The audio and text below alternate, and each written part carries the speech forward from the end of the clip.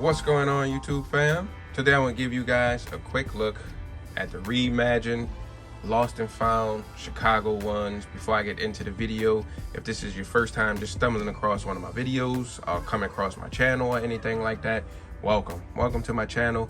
Thanks for dropping by to kick it with me for a minute. But look, while I have you here, do me a huge favor, hit the subscribe button and click that notification bell for me. That way, when I upload new material, post new content or anything like that, you'll get notified and you can head to the channel, check out the latest video that I uploaded. If you are on social media like Instagram, Twitter, anything like that, you enjoy pictures of sneakers, outfits, anything really related to kicks, honestly, go ahead, give me a follow and you can find me. I am at IamTMCII. And lastly, after you watch the video and if you enjoyed it, hit the thumbs up for me. It really goes a long way. It's an indicator to me. It motivates me to keep wanting to take out time and record these videos whenever I have pickups. So you enjoy it, go ahead, hit the thumbs up. All right, guys, so now that that intro is out of the way for all my first timers, we could get right into the review. So like I mentioned, these are the Lost and Found. The story that Jordan Brand is pitching, it's like a pair of Chicago ones that were purchased and just kind of sitting in storage or sitting after being purchased for years and years and years, decades actually, because I'm gonna show you guys the receipt that it said come with. And you know, they just were found. So that's to give it this whole age vintage look that you see, like the cracked leather and stuff on the shoe and the aged outsole and all that stuff on there. So that's the whole story behind it. It's supposed to replicate, or if you were to have purchased a pair of shoes way back in the 80s and they just sat and never touched them, and just lo and behold, you ended up coming across them, and this is what they would look like. So they have like a newspaper article and a sales receipt and all that in there from the 80s. So that's what the whole storyline behind these supposed to be. Like, this was a pair that was purchased way back in the 80s, and you just like, oh man, look what I discovered and found. And that's why they're calling them the Lost and Found. So all in all, kind of dope story, I guess to kind of go with why the shoe looks the way it looks. So what I'm gonna do now, I'm gonna kind of cover the different materials that they used on the shoe. I'm gonna also touch on quality control a little bit as well, and towards the end of the video, I'm gonna toss them on feet, lace them up, and go over sizing and comfort for you guys. So just stick around pretty much for the entire video, and I got you guys covered for all aspects of the shoe. So diving into materials that we have, so come across the toe box, you have like this, it's like an aged, it's that chipped looking leather that we've been seeing like on the A Ma Maniére Jordan 1s, the 2s. They have like a little chipped, cracked leather look, and that's what they had. That's what they went with on here. So you guys can see that. That's the leather that you have on your toe box. On the side also, it has that same kind of chipped, cracked leather on the side of the shoe. Just like I said, it's as if it just was sitting in a box for, you know, since the late 80s, and you just discovered them. So that's why you have like the cracked leather and all that stuff on here. I think it's dope. The Chicago colorway is my favorite Jordan 1 colorway of all the Jordan 1 colorways. So when I saw photos of these, I knew it was like a no-brainer that I wanted to get my hands on these. And the thing is, it seems like there's the rumor is there's a lot of pairs that were manufactured. So hopefully people who really want the shoe to rock and keep, or just having a collection, shouldn't have a hard time getting them, long as you do a little bit of leg work. And it seems like that's going to be the case too, because initially when resale prices first came about, these were going for an arm and a leg, but now that we're getting a little bit closer to the release date, they're dropping drastically in resale prices. So it could be a combination of the economy at the current moment too, and it could be, you know, because of the availability. Usually when there are a lot of pairs, that's usually reflected in the aftermarket. So for the red part, seems like you got a decent grain of leather on here. It isn't like soft and buttery, but it does feel like a nice quality grain of leather on here. Even looking at the cut and thickness of the leather, seems like you got a nice cut of leather that they use on the red panels. It doesn't feel like that super stiff plastic stuff we get sometimes, like on some of your Dunks. I feel like they went with an okay grain of leather on here. The swoosh also Doesn't feel synthetic, feel like a decent grain. Overall, I think the materials that they went with on here, pretty good leather materials and choices that they went with. Even the thickness and the cut of the leather, you can see how thick it is. It's not I don't know, it's decent, pretty good quality leather that they went with on here. Coming to the tongue, have like that yellowed tongue, aged tongue, just like anything white that sit over time is eventually going to start turning colors on you. So that's what you have with that.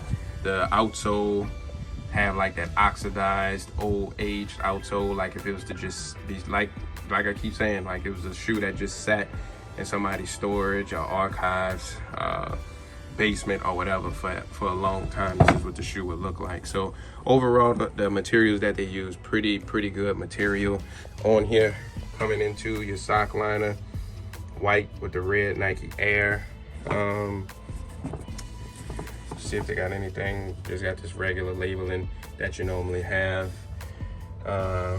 Same thing on the other side. I'm trying to see if they got the production dates on here, if you guys can see that.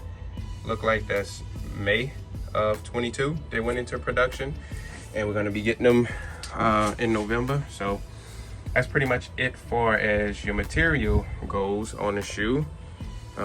Make sure you guys getting a good look at everything. So coming to quality control, I don't have any issues, you know, especially with it being a shoe that's supposed to look old with the cracked leather and stuff like that. I don't see any stitching imperfections or any glue marks that really jump out and stand out at me, like just little minor glue, but you get that from time to time around the toe box.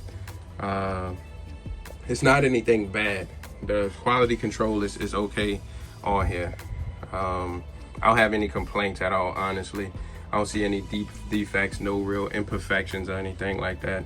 Seem like they did a pretty good job with quality control on here as well. So overall, QC, I'm impressed. I'm pleased, because it's really hit and miss when it comes to Jordan Brand and Nike. You guys know that, you know, sometimes you pay, you know, nice price for your shoes, and you get your shoes in hand and you got all kind of issues with your stitching, your paint, got defects, glue marks and stuff like that. But seemed like they did a pretty good job overall with the QC on these. So seemed like, you know, you guys get your hands on these, you're gonna be really impressed and pleased with the quality control we got on these. So that's the kicks. Now let's go over to the box.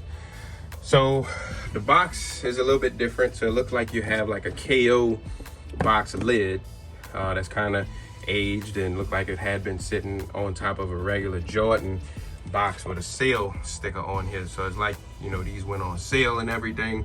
Here's your label really quick, show you guys the product code, your color breakdown.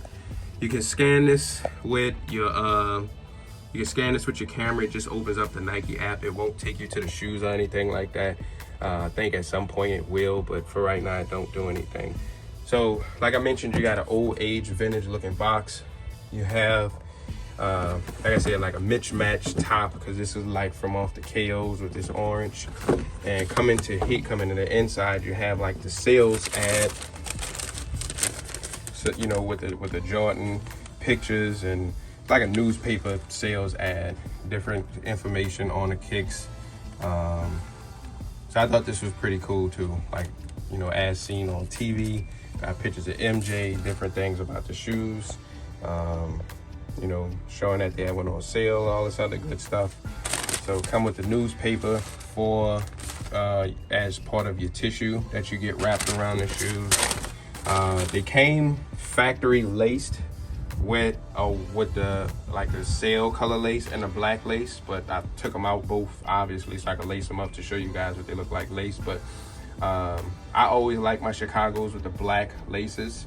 The white look dope too. That's why I actually want multiple pairs, because it's my favorite color shoe. But they look dope with the white in too. I just always like the black with the Chicago's. But that's that. That's the extra set of laces they come with. And this is the receipt that you get. And this is supposed to be like a receipt as if you purchased the shoes way back in '86 that was just left inside the box. I'm not sure if they got the amount paid right here, you know, blacked out, not showing or anything like that, because they were on sale. on the box, so no telling what they had on here. But all the different names on here are, you know, a nod to a lot of people who worked on the project. So like Paul, Leah, and I think Sandy, that may be for the late Sandy, who, you know, part of the whole SB movement and part of Nike SB. I want to say that's who that is, and I might be wrong. But that's it. You get this cool little receipt. It's just white on the other sides. Just white, like a piece of paper that they cut out, and it's yellow. That's the receipt that you get with the invoice number. I showed you guys the tissue, the box. I'm gonna show you guys the kicks one more time. You guys do me a favor, leave me a comment. Let me know what you think of these. If you're copping these, where you rank these on kicks to release so far in 2022. These are definitely high on my list. Might be actually shoe of the year for me. Just because I'm biased, I love the Chicago colorway. But let me know what you think. I usually reply to you guys when you leave me comments. If I don't reply to what you say exactly, I'm gonna hit the heart button or the thumbs up button next to your comment. And let's take them off here now. We're gonna lace them up, toss them on feet. I'm gonna show you guys what they look like on feet. You guys hang tight. All right, guys, here's a quick on feet look at your reimagined Chicago Lost and Found Jordan 1. I just want to show y'all what they look like really quick on feet. First things first, we could kind of just dive into sizing. Usually the most asked questions from you guys: how do they fit, how do they run? So to me, I have a medium, somewhat narrow foot, and I prefer a snug exact fit. Not to where it's tight and hurting my feet and I'm in pain, but I like a snug, like a glove type fit on my kicks. I don't think my feet are doing any more growing, so I usually prefer a snug fit. And to get that fit, if you like me, I think you should go down a half a size. I went down a half size in these and they fit me perfectly. If you are one who don't like that snug tight fit, just go true to size and I think you'll be a-okay. If you have wide feet and you want a snug and exact fit, I think you can go true to size and you should be good. Honestly, I don't see the need to size up in these. Only way you would, if you have wide feet and you want a little bit of room, you might want to consider going up a half size. You could do that, but honestly, I think either true to size or down a half size, you should be okay. As far as comfort goes, the technology on the Jordan 1s is from the 80s, and Jordan brand and Nike hasn't changed that much. So it's a flat shoe. You're gonna feel a lot of the ground when you walk. So it's not the most soft and squishy shoe when it comes to bounce and all that stuff, but it's a shoe you could casually rock all day, not be in any pain. But like I said, it is a flat shoe, so you won't get any of that up-to-date tech and cushioning and bounce on your shoes and knees. But you could wear them all day and you could be perfectly fine. And with most ones and dunks, they only start feeling better the more and more you wear them and break them in. And as that leather starts to break in a little bit better, the shoes just start feeling better within time. So here you guys go. I think covered pretty much everything on the video for you guys. As I mentioned earlier, if you're new, subscribe, hit the notification bell. Other than that, I'm gonna wrap it up here. I have more videos to show you guys. Thank you guys for watching. I'll see y'all later. Peace.